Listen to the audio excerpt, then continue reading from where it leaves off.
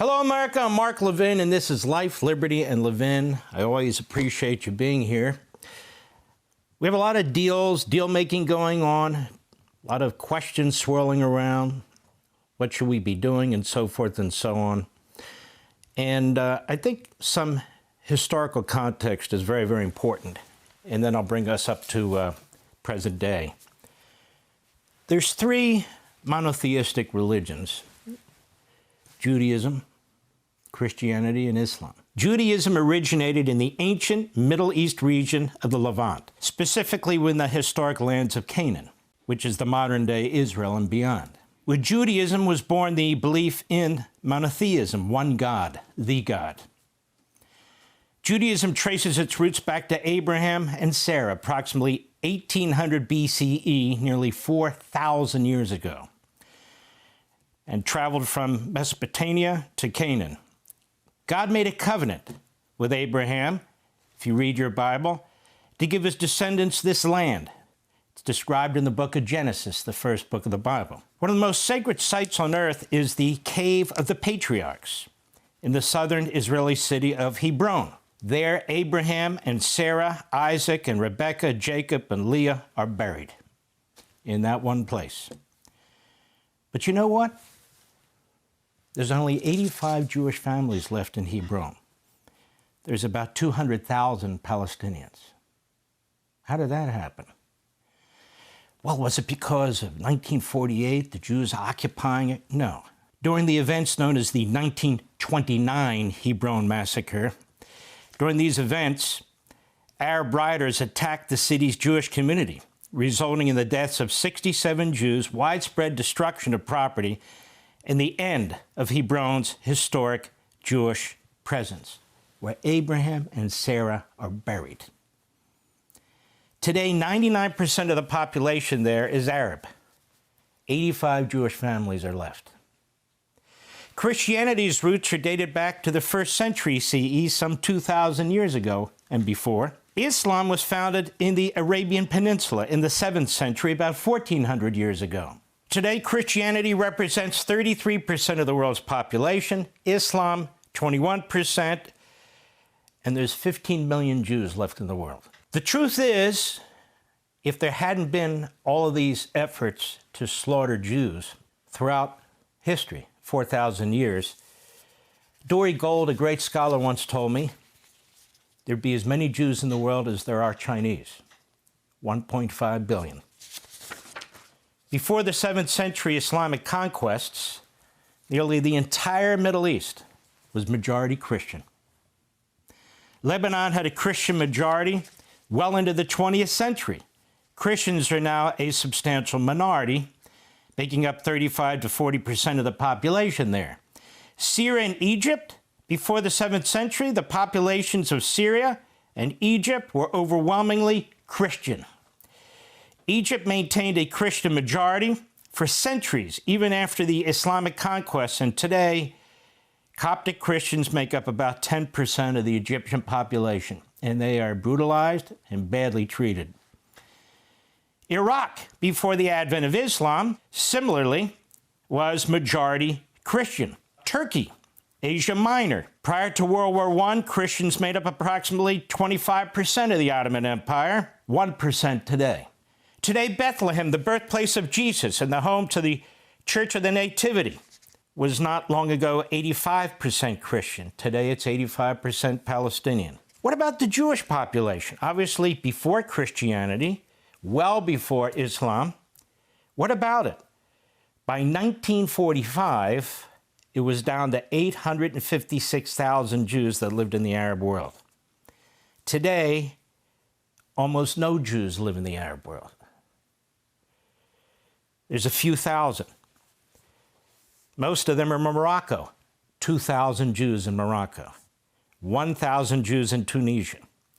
Now, there's 8,000 Jews, less than 8,000 Jews in Iran, because they can't get out. Until 7 decades ago, Baghdad was amongst the most Jewish cities in the world. By the 20th century, 40% of Baghdad's population were Jews. 40%. Today, the number of Jews in Iraq is counted on the fingers of one hand. Egypt currently has the lowest number of Jewish residents, 3. 3. And that's compared to approximately 100,000 before 1948. 1,000 in Tunisia, I mentioned, 2,000 in Morocco, 50 in Algeria, 50. 30 in Syria, 20 in Lebanon, 5 in Yemen, 4 in Iraq. Now that's pretty amazing, don't you think? The first religion in the Middle East, non-existent, really, everywhere but in Israel. Christianity, the second major religion, born of the same Holy Land, virtually non-existent, and what's left of the Christians are being slaughtered in Syria, slaughtered in Yemen, and slaughtered wherever else they exist in the Arab world. Almost nothing has been written about the Jews who fled their homes in Iraq and Syria and Egypt and Algeria and the rest of the Arab Muslim world when we talk about events today. And same with the Christians. By the end of the 16th century, the Jewish population in the Ottoman Empire was about 150,000. That's Turkey.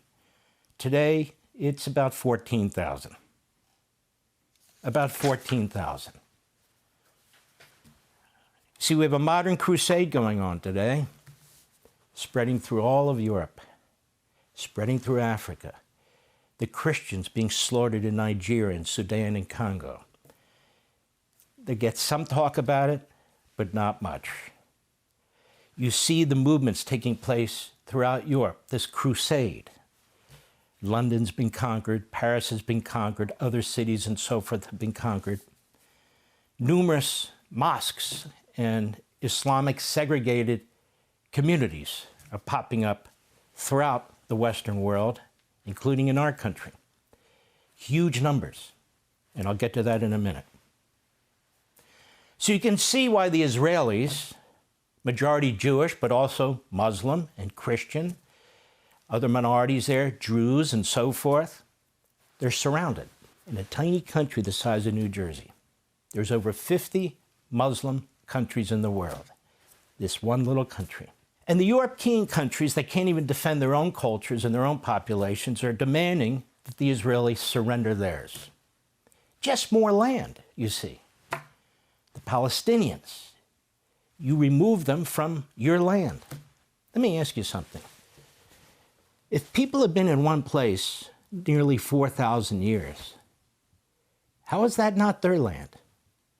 They're the indigenous peoples. We have indigenous Native American tribes in our country that don't go back 4,000 years. And as a matter of fact, Texas and most of the Southwest and the West, we conquered those from Mexico and some other countries, and we acquired them. In my view, one of the greatest presidents in American history who gets no attention at all is James Polk. The left hates him, of course. But you can thank him for most of these states that we have. Would we ever think about returning these states to Mexico?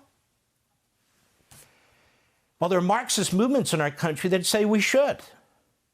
I wrote an entire book on it called American Marxism. So what are the Israelis supposed to do when they're surrounded by enemies, some of whom have become acquiescent, but many of which have not? So now let's talk about paper deals with terrorist organizations. Deals with terrorist organizations. Do they work? Well, today isn't the first day of this. You know, the world didn't begin today. Iran has entered into many deals. Lebanon has entered into deals. Here's one from 1983. Menachem Begin, the Prime Minister of Israel, and the Israeli IDF, they had to go into Lebanon. Sound familiar? Because there were terrorist organizations that were attacking Israel. Sound familiar again? And they were slaughtering people in Israel. Now, these terrorist organizations, Islamist organizations, they secreted themselves into Lebanon, which was a majority Christian country. They assassinated the president, who was Christian. They created a civil war. Who was behind all this? Anybody know? Raise your hand. The Islamist Nazi regime in Tehran. Hezbollah is their creation. Hezbollah is their creation. Israel said, we're defending ourselves. We've had enough of this. So there was a paper deal right here, an agreement. And guess what happened? Hezbollah ripped it up. They wouldn't comply with it. Guess what else happened? The Lebanese government and military wasn't strong enough to stop them. Sound familiar? Does to me. Let's talk about the mothership, the Islamist Nazi regime in Tehran, because that's what it is. They're signing agreements all over the place. They're making promises. Here's one. They agreed to UN Resolution 2231 in 2015 on the Iran nuclear issue. Pursuant to the process and so forth and so on, we got all kinds of sections. It's long. Well, it goes on and on and on, all these agreements that they agreed to do. What happened? They ripped it up. Oh, okay. We have more. They signed on to the Treaty on Non-Proliferation of Nuclear Weapons. Wow. What happened to that one? Well, you know, come on. They ripped it up. The Iran nuclear agreement in 2015, our president wisely ripped it up himself. Why? Because it paved the way for them to get a nuclear weapon in 10 to 12 years. And they were working on it. But still, they were impatient, the regime in Iran. They were violating all the protocols. They were breaking through all the red lines.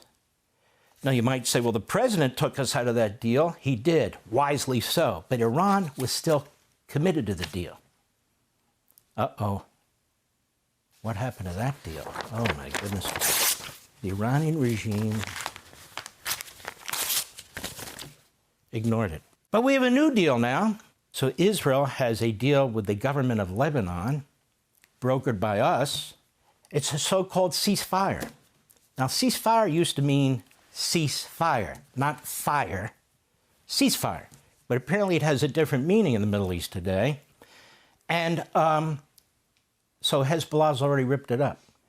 So what is a deal with the government of Lebanon like if they can't enforce compliance by Hezbollah? And why is Hezbollah doing this? Who does Hezbollah work for? The mothership. Iran. Well, why isn't Iran telling Hezbollah to cut it out? I thought we're working with easy to work with them. They've got a good deal. Why do you think? Why do you think? So Hezbollah, I hate to do this, they've ripped up our beautiful deal. And it is a good deal. I just read it. It's a good deal. Well, why doesn't Hezbollah do what they're supposed to do? Because Hezbollah, like the Islamist regime in Tehran, they have an ideology. Hezbollah put out a letter in 1985 stating exactly what it intended to do. To obliterate Israel, push the Jews out of Israel, obliterate the United States or anybody else who stands in their way in the West. Have they forsworn that? I haven't heard that. Have you? No. So where are we headed with all this? I do not blame our president for trying to make a deal. You want to know why? Because the problem is with the people in our country. Not all of you, Mr. and Mrs. America, but other people.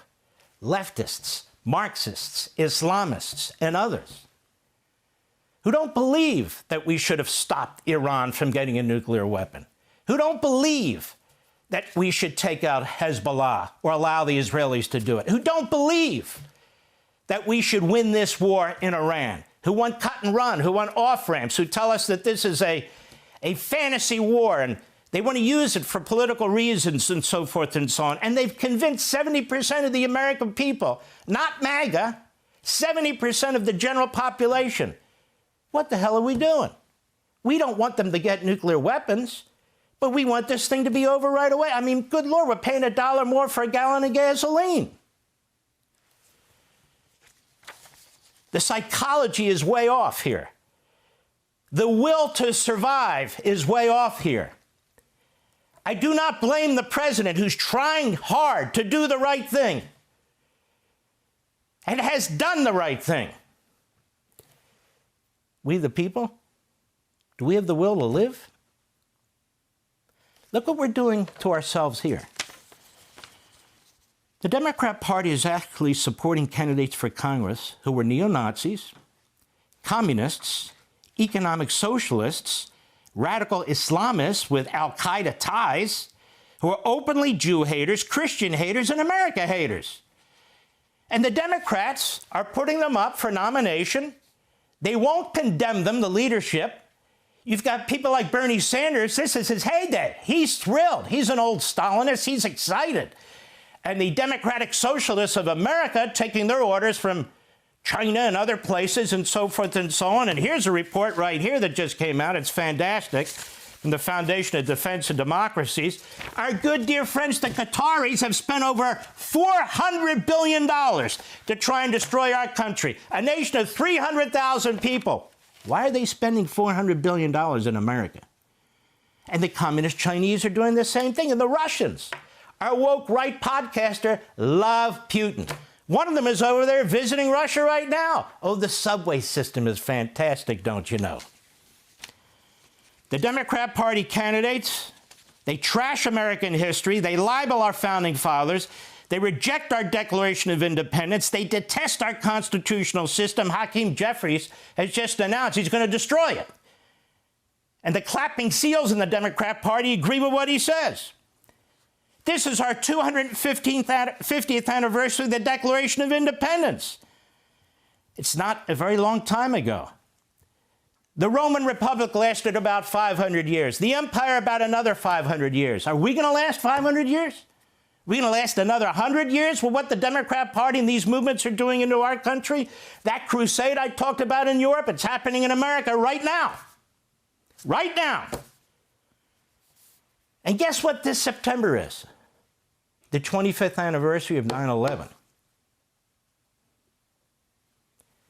And the Democrats just nominated a man with ties to the blind sheik who tried to blow up the two towers in New York. And they have members of Congress with ties in promoting terrorist organizations from the Middle East. They have Marxists who want to destroy our country from within.